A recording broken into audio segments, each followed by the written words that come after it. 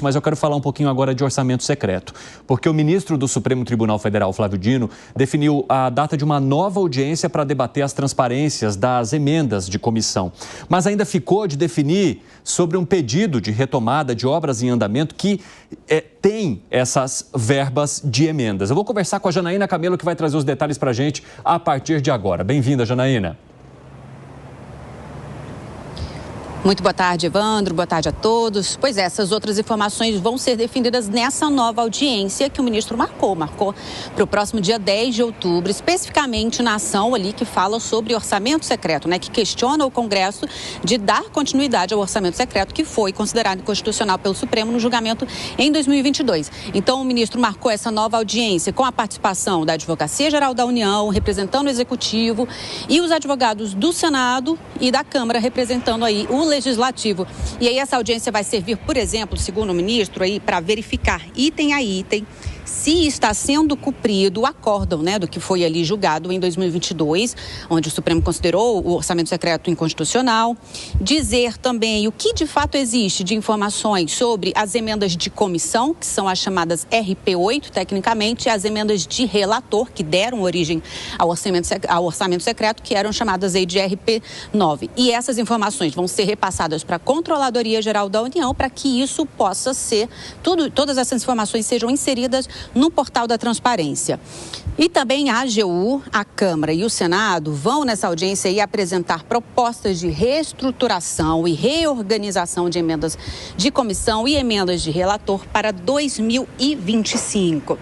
E aí, nessa mesma decisão, Evandro, o ministro, ele fez uma crítica muito forte aí ao Legislativo, ao Executivo, por não levar em consideração o que foi julgado pelo Supremo em 2022 com relação ao fim do orçamento secreto, né? Então, nessa decisão, o ministro, ele diz assim, abre aspas, realço mais uma vez que é absolutamente incompatível com a Constituição Federal, inclusive com a harmonia entre os poderes, que um acórdão do STF não tenha sido ainda adequadamente executado, decorridos quase 2 anos da data do julgamento que ordenou o fim do orçamento secreto. Então, essa ação, ela é específica sobre o orçamento secreto, né, que deixou de existir, que na verdade o Supremo ali decidiu que é inconstitucional, as emendas de relator, né, que deram origem ali ao orçamento secreto, e a suspeita é que esse orçamento secreto esteja sendo continuado por meio das emendas de comissão, né? Por meio ali das emendas de relator do orçamento secreto, os parlamentares podiam ali indicar recursos federais por meio das emendas para os seus redutos eleitorais sem nenhuma informação, sem qualquer identificação.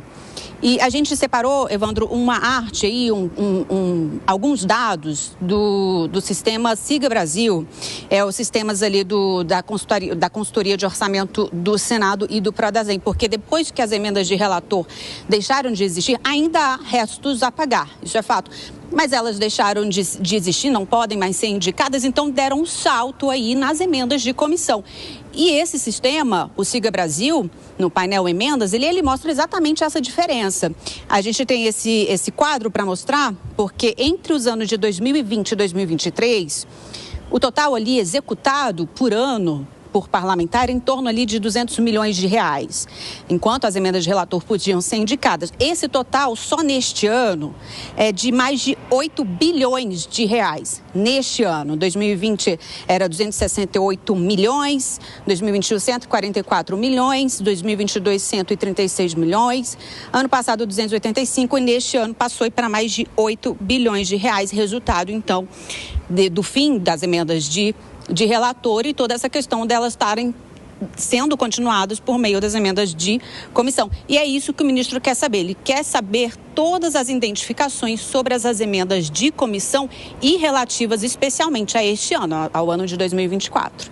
Evandro. Muito obrigado pelas informações, Janaína Camelo. Bom trabalho para você. Vamos colocar aqui no nosso telão essas ilustrações, né, que foram chamadas aí pela Janaína Camelo para a gente entender assim.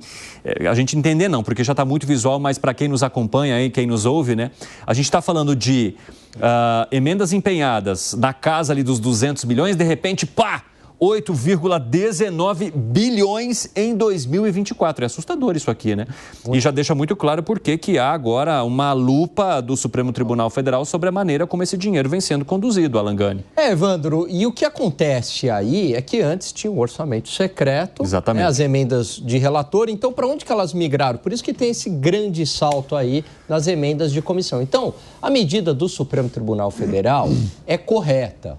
Por quê? Porque o Centrão acaba se beneficiando dessas emendas, luta apenas por mais recursos para si e não luta com a mesma intensidade para questões prioritárias do país, como segurança pública, como enfrentar o ativismo judicial do próprio Supremo Tribunal Federal. Desde que tem emendas, está tudo certo.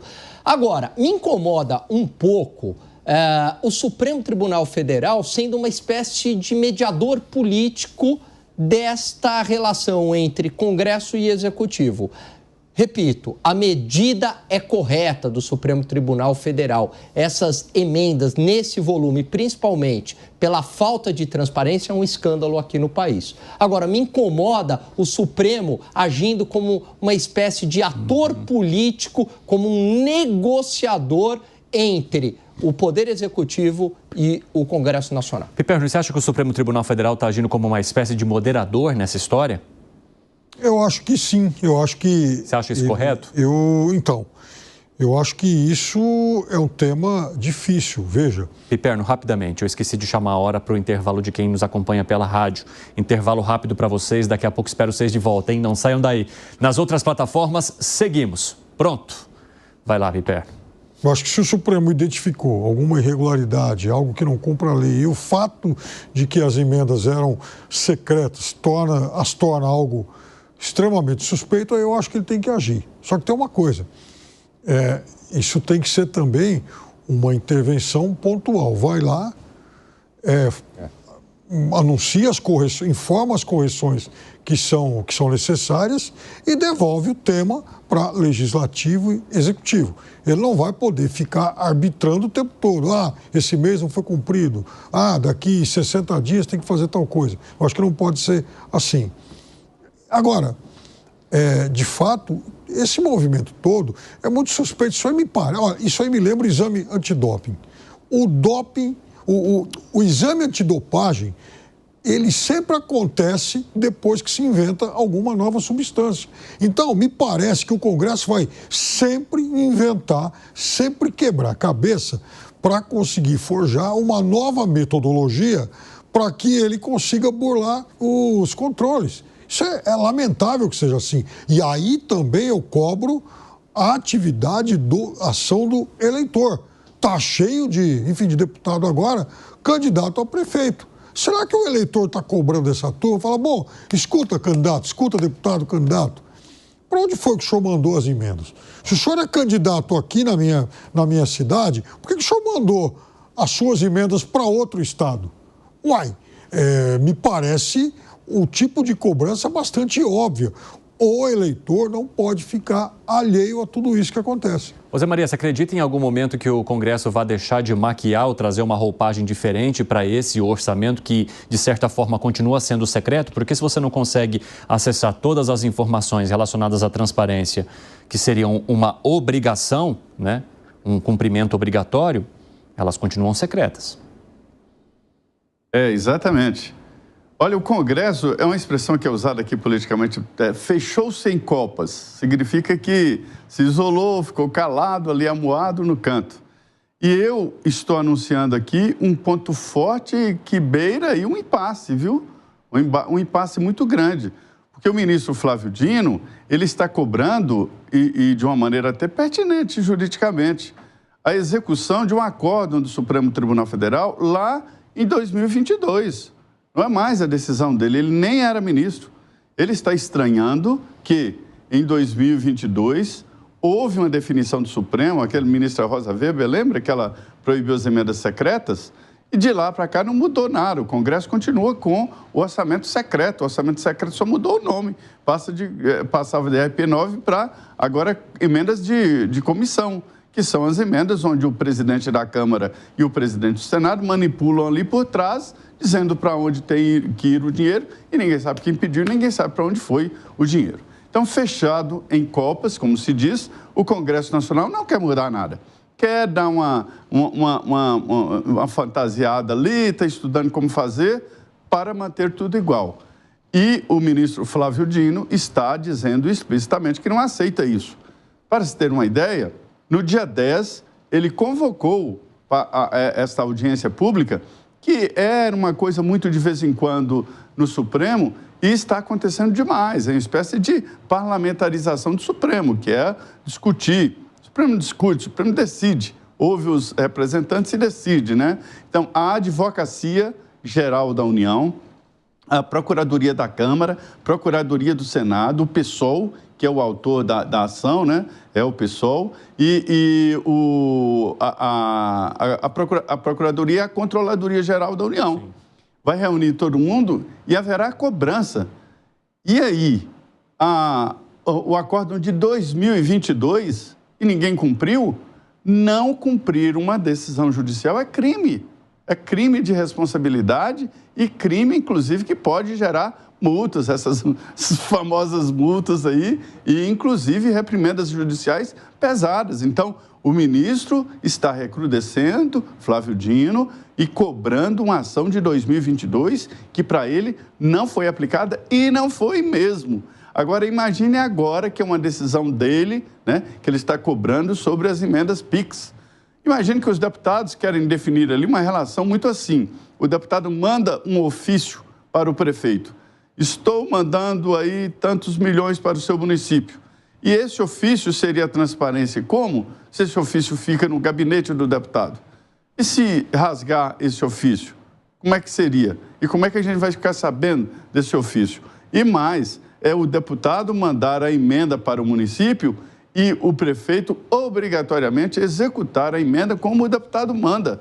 Isto é uma intervenção no município. Quer dizer, o prefeito deixaria de ser prefeito e o deputado seria parte da prefeitura, porque ele iria decidir onde se calça a rua, onde se constrói alguma coisa, e, enfim, seria um prefeito instalado aqui em Brasília. E mais, nesta disputa aí, o governo tentou reduzir o montante, não conseguiu. Ou seja, o Congresso está amarrado, fechado em copas, tentando manter a atual situação. Fala, Segré. Quando a gente avalia essa situação das emendas PIX, fico surpreso. Fui buscar alguma informação. Foi proposta e criada pela presidente do PT, Gleisi Hoffmann. O curioso é que essa metodologia, que muito claramente explicava o Zé Maria, mostra a falta de isonomia de determinadas prefeituras, de determinados municípios, respeito de outros. Ou seja, se o prefeito conhece alguém no Congresso, do seu partido ou não, do seu estado ou não, ele pode ter a possibilidade de obter recursos que outros municípios que talvez precisem mais do ponto de vista social, esportivo, de saúde, de segurança, de educação, que algum outro município. Essa falta de isonomia claramente está errada. Quando a gente avalia essas emendas do orçamento secreto, estamos dando uma reformulada no mensalão, claramente. E o objetivo de coibir essa prática é precisamente para que isso não seja utilizado de uma maneira por baixo do pano para alterar alguma votação de alguns dos deputados. Mas a minha pergunta é, o Supremo Tribunal Federal, e nesse caso o ministro Dino, ele está certo em manifestar essa inconstitucionalidade e a falta de transparência. Até aí, acredito que todo mundo concorda com isso. O que não consigo entender é essa metodologia de gestor. O STF não tem nas suas atribuições essa atribuição. Ele pode falar, oh, isso que vocês estão trazendo, provocado por alguém, nesse caso pelo PSOL, está errado, não é constitucional. E aí parou. Ele não pode dizer, tá, vem cá, vamos, senta aqui comigo. Bem Congresso, bem Poder Executivo, eu vou te mostrar como tem que fazer. Não é uma atribuição executiva do Supremo Tribunal Federal. Ele deveria se basear estritamente no respeito ou não da Constituição. Respeitou? Avante, segue em frente. Não respeitou? Não pode continuar. E a partir daí é o Congresso que legislará para ver o que faz. Mas não o Supremo Tribunal Federal. Mais uma vez, o Supremo Tribunal Federal intervindo numa delegação de poderes que não é dele.